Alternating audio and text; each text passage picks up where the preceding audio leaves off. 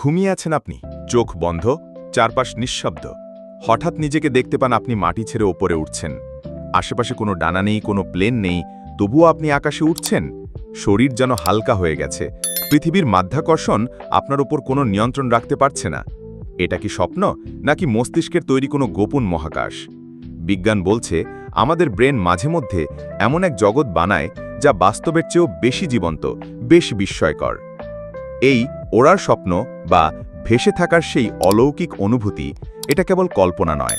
যখন আমরা গভীর ঘুমের REM পর্যায়ে থাকি, তখনই এমন বিস্ময়কর অনুভূতি সবচেয়ে বেশি দেখা দেয়।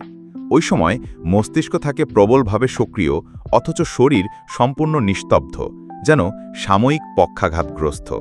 ঠিক তখনই আমাদের ব্রেন এমন এক মাইন্ডস্কেপ তৈরি করে যেখানে মাটির মানুষ হঠাৎ হয়ে ওঠে আকাশচারী। বিজ্ঞানীদের মতে এই ওড়ার স্বপ্ন আসলে অবচেতনের প্রতীক। আমরা হয়তো অবচেতনভাবে চাই বাস্তবতা থেকে পালাতে, চাই বেঁধে রাখা পৃথিবী থেকে মুক্তি। তাই ব্রেন আমাদের ভাসিয়ে নিয়ে যায় এক অলৌকিক স্বাধীনতার ভেতর।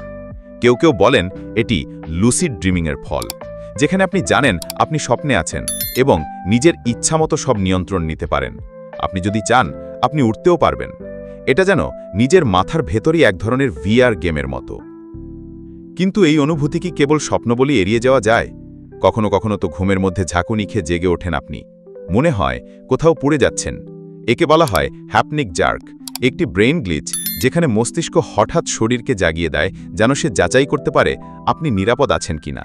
এই ঝাঁকুনি এবং ভেসে থাকার স্বপ্ন দুটোই প্রমাণ করে যে ঘুমের মাঝেও আমাদের মস্তিষ্ক তার নিজস্ব নিয়মে সচল থাকে এবং বানিয়ে ফেলে এক অদ্ভুত বাস্তবতা।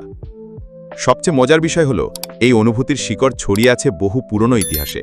প্রাচীনকালে অনেকেই বিশ্বাস করত স্বপ্নে ওড়া মানেই আত্মার মুক্তি, আত্মার দেহ ছেড়ে দেবদূত বা ঈশ্বরের সাথে সংযোগ করছে। আজ আমরা জানি এটি নিউরোবায়োলজিক্যাল প্রসেস, কিন্তু কে জানে ভবিষ্যতে হয়তো এই স্বপ্নই হবে অন্য কোনো জগতের দরজা।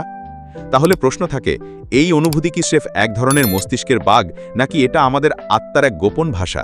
যখন আপনি স্বপ্নে ওড়েন, আপনি কোথায় যান?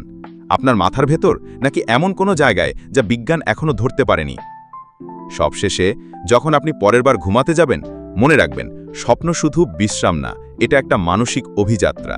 আপনি যদি নিজেকে আকাশে দেখতে পান, ভেসে যেতে দেখেন অসীমের দিকে, একটুখানি থেমে ভাবুন এটা কি শুধুই স্বপ্ন, নাকি আপনার ব্রেন আপনাকে বলছে তুমি মাটির মানুষ, কিন্তু কল্পনায় শিলাহীন, তুমি উড়তে পারো যদি তুমি বিশ্বাস করো।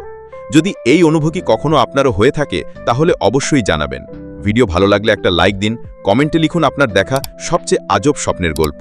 আর মস্তিষ্ক ভ্রমণমূলক এমন আরও রহস্যময় কন্টেন্ট পেতে রহস্যবৃত্ত চ্যানেলটা সাবস্ক্রাইব করতে একদম ভুলবেন না।